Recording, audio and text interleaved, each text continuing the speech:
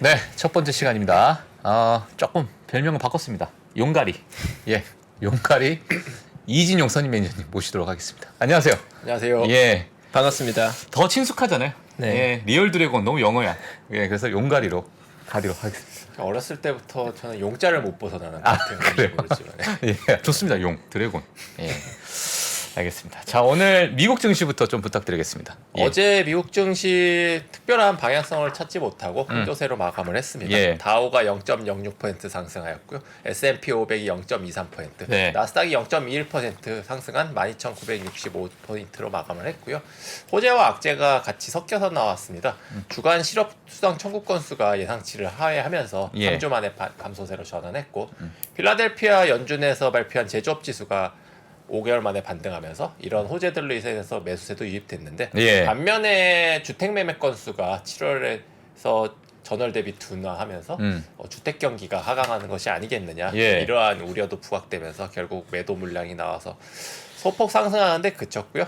시장은 지금 매수세와 매도세의 힘겨루기를 하는 과정이다라고 볼 수 있을 것 같습니다. 예, 오늘 지금 제가 오기 전에 뭐 사실 암호화폐 시장도 지금 크게 흔들리고 있는 상황인 것 같고, 지금 프리마켓도 전체로 좀 흔들리고 있는 것 같은데, 어떻게 저희가 좀 봐야 될까요, 지금? 어제도 말씀드렸지만 시장은 현재 6월부터 거의 2달 정도 예. 반등 랠리를 이어온 상황이고요. 현재 거기에 따른 피로감이 상당히 쌓여 있는 상황입니다. 현재 시점에서 추가적인 상승을 하기 위해서 뭔가 다른 모멘텀이 있어야 되는데, 예. 이제 그런 모멘텀이 부재한 상황이고요. 만약에 그런 특별한 이슈가 없다면은 뭐 약간의 기간 조정 혹은 가격 조정이 일어날 가능성이 있다고 보여집니다. 예, 알겠습니다. 자, 일단 어떤 연준 어떤 발언 한번 부탁드리겠습니다. 예, 어제 연준 의사들의 발언도 있었는데, 제임스 블러드 세인트루이스 총재 이분 같은 경우는 9월달 금리 인상을 75pp를 해야 된다고 의견을 피력을 했고요. 예. 이분은 계속해서 올해 연말 목표 금리를 3.5에서 4%로 지금 기본적으로 연준에서 제시하는 것보다 높죠, 레벨이. 지금 현재 어떤 인플레이션을 잡기에는 아직 이제 부족하다. 그렇기 때문에 더 빠르고 강하게 신속하게 금리 인상을 해야 된다는 이야기고요. 사실 블러드 총재의 이야기는 원론에 가깝습니다. 그러니까 금리를 빠르게 올림으로써 가장 빠른 속도로 인플레이션을 효과적으로 잡고, 그 뒤에 이제 다시 이제 금리 인하도 마찬가지로 조금 더 빠른 템포로 하자. 그 과정에서 있을 어떤 약간의 부작용은 감수를 해야 된다는 거고요. 예, 블러드 총재 근데 금리 인하도 가장 먼저 말씀을 하셨잖아요. 맞습니다. 예. 그러니까 뭐 금리 인상을 빠르게 하겠다는 거는 그만큼 효과를 빠르게 보겠다는 거지, 이분이 뭐 경기를 망치고 싶어서 빠르게 올리겠다고 하는 건 아니거든요. 속전속결로 가자. 예, 결국은 이제 해석의 차이, 어떤 의견의 차이일 뿐이고요. 다만 이제 반대로 파월 의장이라든지 이분 같은 경우는 다른 부분, 뭐 정무적인 부분, 정치적인 부분, 경기라든지 여러 가지 복합적인 부분을 또 고려를 하지 않을 수가 없기 때문에 조금 더 신중하고 조심스러운 행보를 밟고 있는 게 아닌가, 이렇게 판단을 할 수 있을 것 같고요. 반면에 메리 데일리 샌프란시스코 총재 같은 경우는 과도한 금리 인상보다는 균형이 더 중요하다. 그러니까 이제 50bp 인상을 더 이제 지지하는 듯한 발언이었고요. 연준 의사들도 지금 의견은 첨예하게 나눠져 있는 상황인데, 일단은 시장에서는 50bp 쪽으로 일단 무게는 조금 더 주는 50bp 쪽으로 상황입니다. 알겠습니다. 자, 그다음에 저희 오늘 사실 뭐 최근만큼 또 매크로 지표가 중요하기 때문에 경제 지표에 대해서 조금 설명해 주실 게 앞에 말씀드렸던 7월 주택 매매 건수가 전월 대비 5.9% 하락을 했는데, 현재 수치가 2015년 이후로 이제 최저치입니다. 그러니까 상당히 빠르게 이제 미국 주택 경기가 식었다는 얘기고요. 뭐 다들 아시다시피 모기지 금리가 굉장히 빠르게 올렸기 때문에 상당히 이제 주택 구매자 입장에서는 부담을 느끼는 상황이고요. 이 부분은 내년 이후에 금리 인하가 다시 일어나서 어느 정도 모기지 금리도 진정을 해야지 다시 살아날 부분이라고 보여지고, 올해 하반기까지는 어느 정도 부동산 경기는 둔화 쪽으로 가는 게 아니겠느냐, 그렇게 현재 보여지고 있는 상황입니다. 혹시 뭐 주택담보대출 있으세요? 없습니다. 없어요. 네. 너무 갑자기 훅 들어왔죠? 네. 예. 갑자기 또 개인 정보를. 그러니까요. 뭐 대출 없으시죠, 다들? 없으시죠? 저는 예. 뭐 조금 있습니까? 예, 그게 금리가 올라가고 있겠네요, 지금. 주택담보대출은 사실은 일정 기간 고정금리여가지고 보통은 이제 뭐 5년 고정금리 이런 식이기 때문에 아직 바뀌진 않았는데 이제 올라가면 상당히 좀 그러니까요. 피곤해질 수 있어요. 지금 뭐 한국에서도 뉴스가 지금 다 거의 부동산 얘기가 너무 많이 나와가지고 다들 이제 집중이 그쪽으로 되는 것 같습니다. 미국도 마찬가지고. 대출이 많은 분들은 상당히 이게 크게 다가오거든요. 알겠습니다. 자, 그다음에 저희 뭐 골드만삭스가 또 중국 경제 성장률에 대해서 또 얘기를 했는데 하향을 했다고요? 이번에 3.3%에서 3%로 올해 GDP 성장률 목표치를 하향을 했습니다. 현재 중국의 공식적인 GDP 성장률 목표치는 5.5%인데 상당히 괴리가 있는 상황이고요. 대부분 IB들이 계속해서 지금 하향을 하는 상황입니다. 더 낮게 보는 노무라 증권 같은 경우는 2.8%, 2%대까지 보고 있는 상황인데 아무래도 현재 이제 산업 생산이라든지 소매 판매, 제로 코로나 정책으로 인한 부작용 등으로 인해서 중국 경기가 상당히 악화되어 있는 상황이고요. 이 부분이 사실은 최근에 있었던 이제 유가 하락도 어느 정도 원인을 제공을 했다고 볼 수가 있을 것 같습니다. 알겠습니다. 일단 뭐 중국 경제가 좋지 않은 그런 상황인 것 같고요.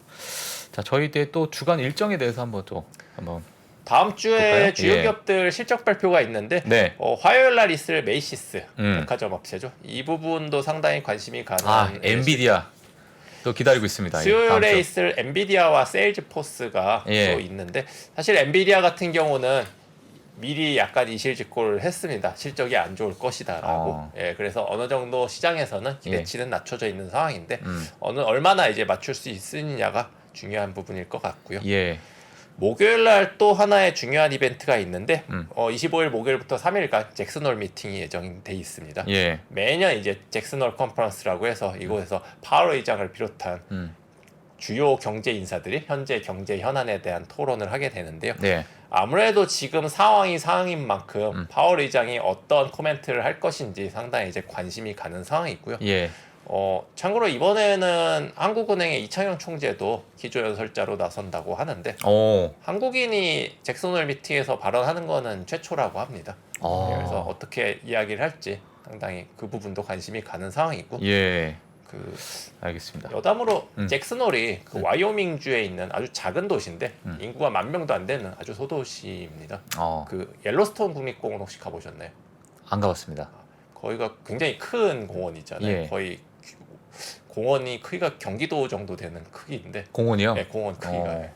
거기 바로 인근에 있는 아주 작은 마을인데 굉장히 유명한 휴양지라고 하더라고요. 사실은 뭐 아주 작은 도시이기 때문에 보통은 잘 모르는 곳인데 저희가 이런 컨퍼런스를 하다 보니까 거기 뭐 옐로스톤 거기 뭐 죽음의 뭐 이렇게 뭐 보글보글 올라오는 거기도 맞죠? 있죠. 거기가 돌아보려면 한 3박 4일 정도는 이제 걸린다고 하는 굉장히 큰 공원인데 저도 못 가봤습니다. 반전인데요? 야, 진짜 생생하게 얘기해 주시다가 그러니까 너무 자세하게 얘기해 주셔가지고 갔다 왔는데 나올 줄 알았는데 못 가봤다. 꼭 한번 가보시는 걸로 하시죠. 지금 셋이서 못 가본 얘기를 지금 한 2분 동안 했습니다. 나중에 꼭 한번 같이 가보는 알겠습니다. 알겠습니다. 또한 25일 날 마찬가지로 한국은행의 이제 금융통화위원회도 예정이 돼 있는데 현재 컨센서스는 25bp 인상, 그러니까 2.25에서 2.5%로 인상을 하는 거가 현재 예상이고요. 뭐 우리나라 같은 경우는 부지런히 지금 미국 금리 인상을 쫓아가고 있는 상황인데 뭐 그 젠걸음으로 가는 거죠. 상대는 50, 75 이렇게 가고 있는데 저희는 이제 25 이렇게 가기 때문에 연말까지는 더 격차는 벌어질 수밖에 없는 상황이다. 그럼에도 불구하고 한국은 빅스텝을 추가로 밟기에는 여의치 않은 상황이기 때문에 뭐 아마 연말까지 조금 더 미국과 한국의 금리 차는 확대되는 것으로 일단 예상을 하고 있습니다. 알겠습니다. 자, 그런 다음에 저희가 또 많은 이제 저희 IB에서 이제 많은 의견을 좀 주고 있는데 지금 상황에서 이거 어떻게 저희가 정리를 좀 해봐야 될 것 같습니다. 지금 이제 단기 반등이 일단 나온 상황에서 현재 방향성에 대해서 상당히 의견이 치열하게 나뉘고 있는데요. 강세론을 주장하는 IB들과 약세론을 주장하는 IB들의 의견을 말씀을 드리면은 네. 우선 강세로는 JP모건에서 여전히 성장주 투자하는 것이 유효하다. 그러니까 시장이 약세로 돌아갈 때 항상 가치주 쪽으로 자금이 몰리거든요. 그런데 현재 그런 로테이션이 가려면 아직은 시기상조다. 만약에 그런 흐름이 나타나기 위해서는 9월에 있을 FOMC에서 75bp 인상이라는 큰 폭의 금리 인상이 있을 경우에는 그쪽으로의 선회도 가능하다. 그런데 이제 JP모건 같은 경우도 50bp 인상 쪽을 더 무게를 두고 있기 때문에 현재로서는 여전히 성장주 랠리가 더 가능할 것이다라고 이야기를 하고 있고요. 그 약세론을 얘기하는 대표적인 IB 같은 경우 모건 스탠리입니다. 모건 스탠리는 현재 인플레이션 피크아웃이 나타났다고는 하나 여전히 그 수치 자체는 굉장히 높고 그 완화 속도도 더디기 때문에 현재 지금 펼치고 있는 연준의 정책이 이거를 빠르게 잡기에는 한계가 있을 것이다. 그렇기 때문에 현재 랠리는 어떤 연준에 대해서 지나치게 조금 낙관을 하고 있는 게 아니냐. 금리를 현재 수준으로 올리는 것만으로도 인플레이션을 빠르게 잡을 것이다라는 기대 심리가 이미 현재 랠리에 녹아있기 때문에 이게 잡히지 않고 상당 기간 유지가 된다면 우리가 만약에 유가가 다시 이제 100불 위로 올라가고 뭐 다른 곡물 가격이라든지 꺾이지 않는다면 생각보다 고 인플레이션은 갈 수도 있거든요. 내년까지. 그렇다면 우리가 단순히 고점을 찍었다는 것만으로도 안심하기는 이르다는 거죠. 어쨌든 목표로 하는 인플레이션 우리가 일반적인 인플레이션율이라고 할 수 있는 3% 혹은 그 이하까지 내려가기 위해서는 조금 더 많은 시간이 걸릴 수도 있다. 약세론을 주장하는 분들은 대부분 이 인플레이션이 상당 기간 갈 것이다. 그러면 이지용 매니저님께서는 지금 강세론을 보고 계시나요? 약세론을 보고 계시나요? 저는 사실은 인플레이션 자체는 꺾였다는 것은 동의를 합니다. 이거 이상을 다시 치고 나갈 요인은 없다고 보는데 이것이 해결되는 데는 저도 시간은 어느 정도 소요될 가능성이 크지 않겠느냐. 그러니까 주가의 어떤 현재 저점을 깨고 내려갈 만한 요인은 현재로서는 없다고 보여지는데 상승에도 어느 정도 시간은 걸릴 것이다. 신중하게 보는 것이 맞다라고 보고요. 그러면 지금은 뭐 앞으로 약간의 횡보장이 이어질 것이다 이렇게 뭐 보고 계신가요? 네, 기간 조정 혹은 가격 조정도 어느 정도는 염두에 두는 것이 맞지 않을까 생각을 합니다. 네, 알겠습니다. 추가로 중립으로 보는 회사 같은 경우는 골드만삭스인데 이번에 있을 인플레이션 감축법이 기업들의 이제 캐펙스 증가를 늘릴 것이다. 이 인플레이션 감축법이라는 게 그 법인에서 계속해서 미국 같은 경우는 자사주 매입을 통해서 주가 상승을 어느 정도 기여를 했었습니다. 그런데 이번 법 같은 경우는 이 자사주 매입의 금액의 1%를 세금을 부과를 하거든요. 그렇다면 이제 자사주 매입이 부담이 되기 때문에 이 기업들은 잉여 자금을 캐펙스 투자로 돌릴 것이다. 실제로 자사주 매입이 줄었습니다. 올해 같은 경우는 2분기 자사주 매입이 1분기 대비 19%나 감소를 했고요. 그 내년도 같은 경우는 올해보다도 처음에 예상치보다도 하향으로 이미 이제 조절을 하고 있는 상황입니다. 예측치를. 근데 이 부분은 사실은 저는 이제 반반인 게 그 자사주 매입을 줄인다는 건 어쨌든 수급적인 측면에서는 악재거든요. 왜냐하면 주가 상승에 상당 부분 기여했던 부분이 있기 때문에 그 부분을 안 하고 캐펙스 투자를 한다는 거는 장기적인 경제 성장률이라든지 기업 실적에는 도움을 줄 수 있지만은 당장의 주가 흐름에는 어쨌든 악영향이기 때문에 이 부분 같은 경우는 중립으로 보는 것이 맞다라고 볼 수 있을 것 같습니다. 알겠습니다. 일단 뭐 JP 모건 하면은 마르코 콜라노비치 반인반신 반신반의하는 모건 스탠리는 마이클 윌슨 형님 또 항상 안 좋다 이렇게 말씀을 하시는데 늘 한결같은 그런 모습 한번 봤습니다. 자 인플레이션 감축법에 대해서 저희가 한번 또 정리를 해주시면 좋을 것 같은데요. 방금 말씀드렸던 인플레이션 감축법에 대해서 조금 더 부연 설명을 해드리자면 영어로 인플레이션 리덕션 액트 줄여서 이제 IRA라고 하는데요.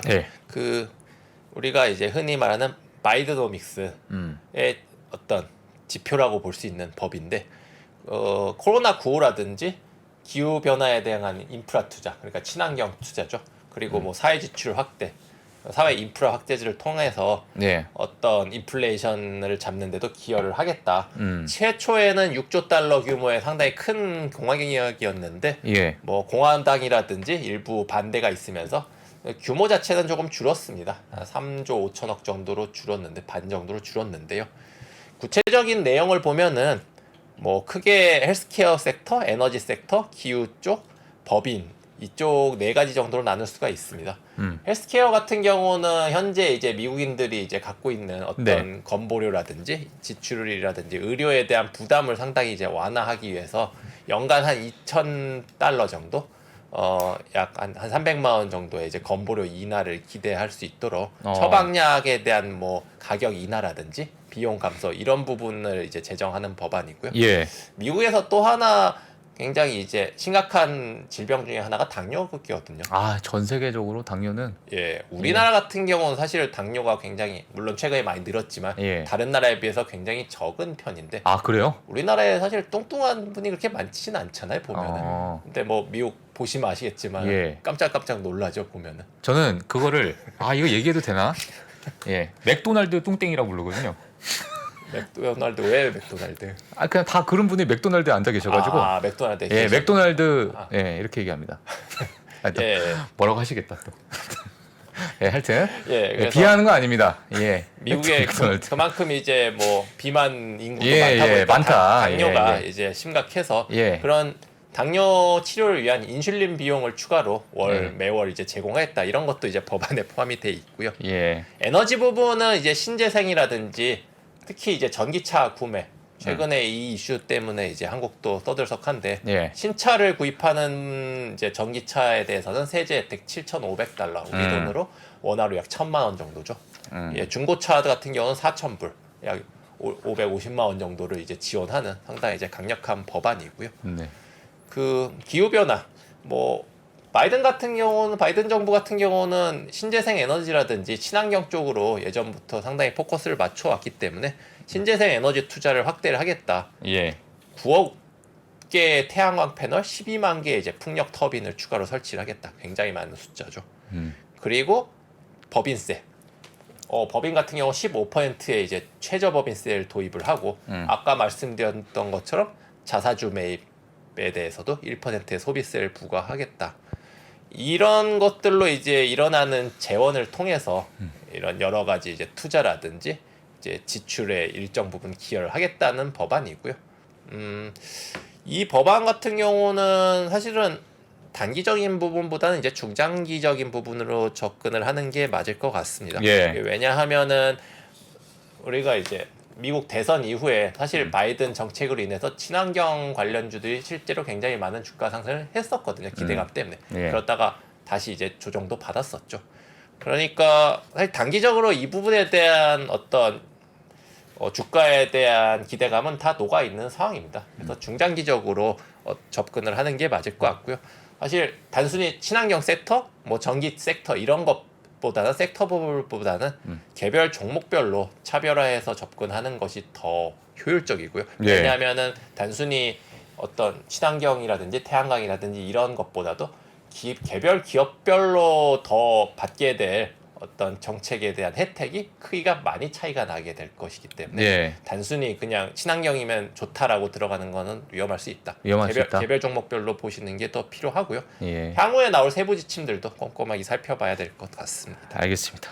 일단은 인플레이션 감축법까지 자 이렇게 봤습니다. 저희가 또 이번에 봐야 될 특징주들이 또 있죠.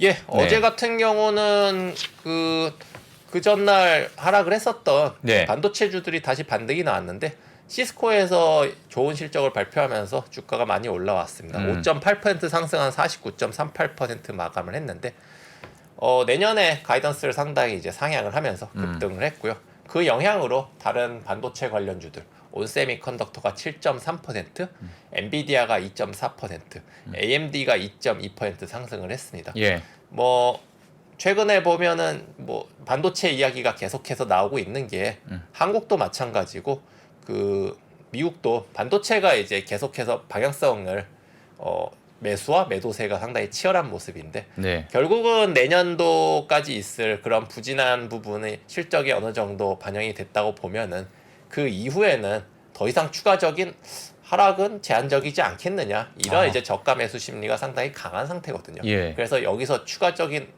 하락이 나오지는 않는 상황이고요. 내년까지 굉장히 비관적임에도 불구하고요. 그런데 이제 그렇다면 당장 상승할 수 있겠느냐? 그러니까요. 호재가 없는 상황이니까 계속해서 뭐 재고는 쌓여가고 경기 그 반도체 관련 뭐 캐펙스는 줄어들고 있는 상황이고 하다 보니까 그렇다고 당장 올라가지는 못하는 상황이다 보니까 계속해서 여기서 매수와 매도에 이제 힘겨루기가 있는 상황이다. 그러나 저가 매수 차원에서라면은 가격적으로는 분명히 메리트가 있는 상황이기 때문에 저가 매수를 들어가시는 분들은 상당히 매력적인 가격일 수 있다. 거듭 말씀을 드리겠습니다. 사실 저희가 이제 뭐 주식을 가지고 계신 분들이 고점에서 좀 사신 분들, 이게 뭐 반등도 중요하겠지만은 이게 만약에 길어지느냐, 이게 제가 볼 때는 가장 큰 걱정이 될 것 같아요. 그러니까 지금의 어떤 뭐 조정이 뭐 장기간 가버리면 이게 정말 위에서 계속 이게 좀 노심초사하잖아요, 사실은. 그걸 어떻게 저희가 대응을 해야 될지 어떻게 봐야 될까요? 그런 부분? 실은 뭐 시장이 얼마나 이제 빠르게 오르냐를 맞추기는 상당히 어렵습니다. 인플레이션이라는 부분을 얼마나 빠르게 신속하게 잡을 수 있느냐에 따라 달린 거기 때문에. 그럼에도 저희가 해야 될 일은 결국은 좋은 기업을 저가에 사야 되는 것이다. 좋은 기업을. 원론적인 이야기지만은 그렇다면은 이 회사들이 현재 밸류에이션이라든지 절대 가격 레벨 자체가 싸냐는 거에 대해서는 이견의 여지는 없거든요. 그렇다면 매수 관점으로 보는 게 맞대. 시간에 대한 부분은 저희가 보수적으로 접근하는 게 맞죠. 이게 당장의 빠른 반등을 노리는 것이라면은 오히려 다른 주식을 보는 게 더 맞을 수 있죠. 다른 주식 하면? 소위 말하는 밈 주식. 밈 주식이요. 알겠습니다. 지금 이제 시간이 조금 있어서요. 뭐 물론 지금 준비해 주신 내용이 조금 더 있지만 지금 환율이 지금 많은 분들이 채팅창에서 환율에 대해서 이제 말씀을 하고 계시는데 저희가 환율 지금 이렇게 갑자기 또 꿈틀대는 거 어떻게 봐야 될까요? 지금 미국의 이제 그 펀드 매니저 조사를 했을 때 향후 1년간 가장 유력한 투자 섹터가 어디냐고 했을 때 1위를 차지한 게 달러입니다. 그만큼 킹 달러라고 하죠. 달러에 대한 이제 강세를 많이 예측을 하고 있는 거고 사실은 뭐 보시면 아시겠지만 원화만 약세인 거는 아닌 상황이거든요. 뭐 엔화라든지 유로화라든지 각국의 이제 기축 통화들마저도 달러 대비 연초 대비 굉장히 큰 폭의 하락을 겪었고 원화는 거기에 비하면 뭐 딱히 두드러지게 약한 것은 아니다. 오히려 평균 수준의 수렴을 하는 것이다라고 볼 수 있고요. 뭐 결국은 이 부분도 향후에 이제 인플레이션이라든지 주가가 어느 정도 안정화를 찾느냐에 따라서 달린 거지 결국은 어떤 국지적인 리스크, 그러니까 한국의 개별적인 리스크는 아니라고 보고 있습니다. 사실 뭐 저번에 최파고님도 말씀해 주시지만 환율을 뭐 예측하기가 상당히 너무 어렵기 때문에 수많은 요인들이 가장 어렵죠. 수많은 요인들이 들어가 있고. 그렇죠. 물론 이제 달러를 볼 때 매우 단순하자면 두 가지로 구성해서 볼 수 있을 것 같아요. 첫 번째는 달러는 결국은 미국의 통화로서 미국의 경제 체력, 경기 수준을 보여줍니다. 그러니까 미국이 어느 정도 강건한 걸 보여주는 거고 그 위에 플러스 알파로서 프리미엄이 있는데 그 프리미엄은 결국 안전자산으로서의 프리미엄이거든요. 그럼 이제 연초부터 계속 논쟁이 되는 건 달러 인덱스가 많이 올라가고 원달러니 우리가 보지 못할 수준까지 가 있는데 그게 과연 안전자산으로서의 프리미엄을 낀 거냐 아니면 미국 경기 체력이 견고함을 보여주는 거냐에 따라 달라지는 거거든요. 왜냐하면 과거의 케이스에 달러가 안전자산으로서의 매력이 부각될 때는 어떤 현상이 나냐면 자산 가격이 폭락하면서 달러만 튀는 겁니다. 그러면 자산들을 팔아서라도 달러를 사는 거거든요. 그건 굉장히 안 좋은 그림인 거죠. 근데 지금 진행된 그림은 현재까지는 적어도 미국의 경기가 견고하고 다른 국가들에 비해서 출구 전략이라고 하는 금리 인상을 통해서 인플레이션을 해제하고 기존의 유동성을 회수하는 과정에서의 노이즈가 유럽이나 기타 국가에 비해서는 미국이 그나마 가장 안정적이다 보니까 미국이란 국가 자체에 대한 선호가 진행이 되는 거거든요. 그럼 이런 국면에서는 다행히도 달러의 강세가 지속되면서 우리가 기대한 반등도 지속될 가능성은 있는 거죠. 근데 만약에 이게 달러가 안전자산으로서의 프리미엄을 급격히 받기 시작하면 올라간 속도도 더 빠르게 올라간 걸 우리가 볼 수 있을 거고 폭도 크지만 속도 자체도 빠를 거고 반면에 다른 자산들과의 갭이 굉장히 벌어질 겁니다. 근데 저는 오늘까지 보기에는 아직은 리스크에 대한 우리 리스크 오프 그러니까 안전자산에 대한 선호 때문에 달러가 비이성적으로 강해진 국면은 아닌 것 같고 아직은 네 그것보다는 사실 하반기 우리가 예상했던 금리 인상 경로가 9월에 50bp, 25bp, 25bp였는데 벌러드 총재나 연준 총재들 의견은 9월에 75pp의 가능성이 높고 그 뒤에도 25, 25가 아니라 50, 50일 가능성도 시장이 반영해야 되는 것 같아요. 그러니까 시장의 컨센보다 금리 레벨이 높아진다면 예. 미국을 제외한 국가들은 그 수준까지 금리를 못 올릴 거거든요. 예. 그럼 당연히 달러가 상대적으로 다른 통화에 비해서 강해져야 되는 게 맞는 거죠. 그 계산을 개인적으로 하는 게 아닌가라는 생각이 들어요. 네. 근데 물론 만약에 오늘 달러가 튀었는데 나스닥이 만약에 3%, 4% 이렇게 빠지는 그림이 나온다. 그러면 굉장히 안 좋은 그림이겠죠. 그러니까 자산 가격과 달러를 지금은 같이 봐야 되는 구간이라는 거죠. 네. 최근에 지금 달러 인덱스가 22년대 최고치를 갱신하고 있거든요. 예. 그러니까 달러 인덱스 자체가 보여주는 건 다른 통화 대비 미국의 체력을 보여주는 건데 미국의 체력의 경과는 우리도 다 알고 있잖아요. 뭐 어떻게 보면 유럽이나 일본이 그만큼 상대적으로 안 좋은 걸 수도 있는 거고 만약에 하반기에도 여전히 출구 전략이 금리 인상이 지속적으로 이루어진다고 하면 아마 다른 국가들이 그걸 따라 금리 올리는 게 굉장히 버거울 거예요. 국내도 굉장히 버거워하고 있잖아요. 제가 느끼기도. 그런 구조 때문에 달러가 더 선반영되고 있는 과정이 아닐까. 네. 그러니까 아직 오늘 지금 갑자기 지금 많은 변동성을 주고 있는 이 달러는 아직까지 자산 시장이 붕괴된다는 식으로 해석하지는 않습니다. 예, 저는. 네. 알겠습니다. 저희는 그렇게 보이진 않습니다. 예, 또 최파고의 의견 감사합니다. 네, 저도 잘 모르지만 네. 환율은 사실 저도 전문가가 아니라 그냥 원오브 댐이고 환율의 전문가들이라고 하더라도 사실 환율에 대한 예측은 단기적인 배에서는 되게 노이즈라기보다는 영향을 끼치는 요인들이 너무 많기 때문에 많아서. 사후적인 해석이 더 정확하긴 할 거예요. 네. 알겠습니다. 네. 추가로 저도 그 부분은 동의를 하는 게 네. 우리가 흔히 이제 원화가 상당히 이제 폭락했던 때가 이제 금융위기 때라든지 뭐 더 전에는 IMF가 있었죠. 1,500원, 1,800원, 2,000원 이렇게 가던 때의 상황하고는 다른 거거든요. 지금은 결국은 미국의 금리가 빠르게 올라가는 부분 그리고 미국의 경기가 다른 나라에 비해 강한 부분이 결국은 이런 강달러를 요인한 거라고 보는 거지. 딱히 지금 한국이라든지 특별히 악재가 있는 것은 아니다. 상대적인 체력의 차이 말씀하신 것처럼 일본이라든지 유럽은 그것보다 더 못한 상황이다. 그런 부분이 이제 복합된 것이라고 저도 생각을 합니다. 알겠습니다. 일단 뭐 저희 달러에 대해서 환율에 대해서 지금 많은 분들이 걱정하셔가지고 얘기해 주셨는데 아직 여러 경기 침체 어떤 요인으로서 작용하는 것은 아니다. 아직은 이렇게 또 정리를 하면 좋을 것 같습니다. 예. 자 오늘 또 불금의 시황을 또 자세하게 또 알려주신 미래에셋증권 용가리 이진용 선임 매니저님 너무 감사합니다. 감사합니다. 네, 감사합니다. 네, 저희 이준용 선생님과 같이 말씀 나눠봤고요. 리얼 드래곤이라고 할 때는 약간 거리감이 느껴졌는데 용가리 신이라고 하니까 그냥 가깝네요. 동네 용가리 신. 가깝고. 네, 가깝게 느껴집니다. 좀 자주 뵈면 좋겠고요. 그러니까요. 저 2부에 많이들 기다리시던 정희석 이사님 오랜만에 나오셨습니다. 저희 잠시 광고 보고 와서 이사님 모시겠습니다. 네.